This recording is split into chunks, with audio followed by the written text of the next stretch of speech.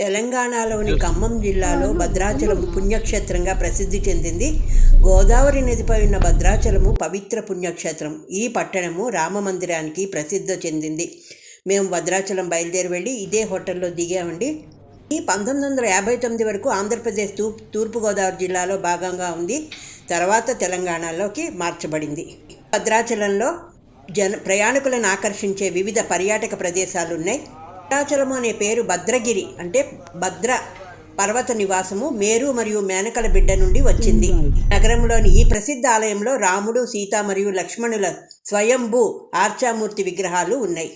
ఈ పట్టణ ప్రాంతంలో అనేక హిందూ దేవాలయాలు, వనవాస సమయంలో రాముడు ఆశ్రయించి నిర్మించాడని పర్ణశాల, సీతాదేవి యొక్క అడుగుజాడలను, బంగారు జింక రూపంలో మారీచుని యొక్క మొజాయికును, భిక్షాటన కోసం సన్యాసి రూపంలో రావణ్ణి చూసి పరవశించిపోతారు. వాగులో సీత కడిగి పక్కనే ఉన్న రాళ్ల నుండి పసుపు మరియు కుంకుమ సేకరిస్తుంది. రావణుడు రథంపై తీసుకువెళ్తుండగా రావణ్ణి అడ్డుకోవడానికి ప్రయత్నించిన జటాయు కూడా అక్కడ అవన్నీ ఉన్నాయండి.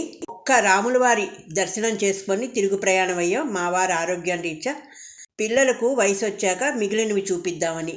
రాముల వారి దర్శనానంతరము మేము శివాలయం దర్శనం చేసుకొని అక్కడి నుంచి గోదావరి అందాలు, గోదావరి బోటు షైరు, తరువాత గోపూజలు ఇవన్నీ పూర్తి చేసుకొని ప్రసాదాలు అయితే లడ్డూ ప్రసాదము, పొంగలి, పులిహార అవన్నీ తీసుకొని మేమైతే బయలుదేరడానికి ముందు రూమ్లో అయితే ఇలా కొంచెంసేపు పిల్లలు మేము సామాన్లు సర్దుకునేదాకా కొంచెం అలసట తీర్చుకున్నారు మా మనవళ్ళు, మా వారు. లడ్డు అయితే 100 గ్రాములు 25 రూపాయలండి. పులిహార, చక్కెర పొంగలి అవైతే 15 రూపాయలు. ఇవన్నీ మేము ఇంకా బయట ఎక్కడ కొనుక్కోకుండా ఇదే ఫుడ్. మా మనవడు భద్రాచలానికి బాయ్ చెప్తాడు, వినండి. ఈ భద్రాచలం చుట్టుపక్కలంతా కూడా పర్ణశాల, పసుపు కుంకుమ రాళ్ళు, సీతాదేవి ఆరవేసుకున్న నార చీర ఆరేసుకున్నట్టు మ్యూజియము, రామదాసు చేయించిన నగల యొక్క మ్యూజియము, ఇవన్నీ కూడా చాలా కన్నుల పండుగగా ఉంటుంది. మనం ఫోటో తీయడానికి లేదండి. మ్యూజియంకి అయితే 5 రూపాయల టికెట్, పిల్లలకైతే చూపించి తీసుకొచ్చాం. మొత్తానికైతే మా భద్రాచలం యాత్ర పూర్తి చేసుకొని హైదరాబాద్ అయితే తిరుగు ప్రయాణం అయితే మొదలెట్టాం. తిరుగు ప్రయాణంలో కొంచెం అలిసిపోయి ఒక కొబ్బరి బొండం అయితే తీసుకున్నాను. ఆ చుట్టుపక్కల చూసారా ఎంత బాగున్నాయో. బంతిపూల తోటలు అయితే విపరీతమైన తోటలు. అటు నుంచి వస్తున్నప్పుడు అంతా మిరపనారు, అలాగే పత్తి తోటలు, ఇటువైపు అంతా కూడా బంతిపూల తోటలు, మొక్కజొన్న మొత్తం విపరీతంగా ఉన్నదండి. బంతిపూలు అది మేము దూరం నుంచి తీయడం వల్ల మీకు ఇంకా తోటలోకి వెళ్ళడానికి ఏమో మళ్ళీ మాకు భయం అనిపించింది, గబుక్కుని ఎవరైనా ఇచ్చేస్తారని. దూరం నుంచి మా బాబు అయితే తీశాడు. చుట్టుపక్కల ఎక్కడ చూసినా ఇవే బంతిపూల మొక్కలైతే, అయ్యప్పలైతే చక్కగా తోటల్లోకి వెళ్ళి బంతిపూలు సేకరించుకున్నారు. వాళ్ళు కొనుక్కోవడం అన్నమాట. వాళ్ళని అడిగి కొనుక్కున్నారు. పూజకి చాలా పూలు అవసరం వస్తాయి కదా, అలాగా. అక్కడే మళ్ళీ మాకు మొక్కజొన్నలు కనిపించాయి.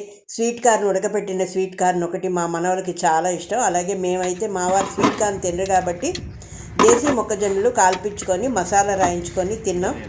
ఇలాగ మా భద్రాచలం యాత్ర అయితే చాలా సరదాగా ఒక రోజులోనే పూర్తయింది. కానీ చాలా కష్టపడ్డాం. అంతసేపు ప్రయాణంలో కూర్చోలేక మేమైతే కొంచెం కష్టపడ్డామండి. మధ్యలో టీలు తాగుతూ ఇలాగ తింటూ, ఏంటంటే ఇంకా బయట హోటల్ ఫుడ్లు ఎక్కడా తినలేదు. ఒక ఇడ్లీ అయితే తీసుకున్నారు మార్నింగ్. ఇంకా మధ్యాహ్నం లంచ్ పులిహార, చక్కెర పొంగలే తీసుకున్నాం. అందులో వస్తున్నప్పుడు సూర్యనారాయణమూర్తి స్టాచ్యూ అయితే కనిపించింది. ఎండలో ఫోటోకి అయితే క్లియర్గా రాలేదు. వీడియో నచ్చిందా? నచ్చితే ఒక లైక్ చేసి, షేర్ చేసి, సబ్స్క్రైబ్ చేసుకోండి. నా ఛానల్ని ఆదరిస్తున్న ప్రతి ఒక్కరికి పేరు పేరున ధన్యవాదాలు. మరొక కొత్త అంశంతో మళ్ళీ మీ ముందుకు రావడానికి ప్రయత్నం చేస్తా. సెలవు.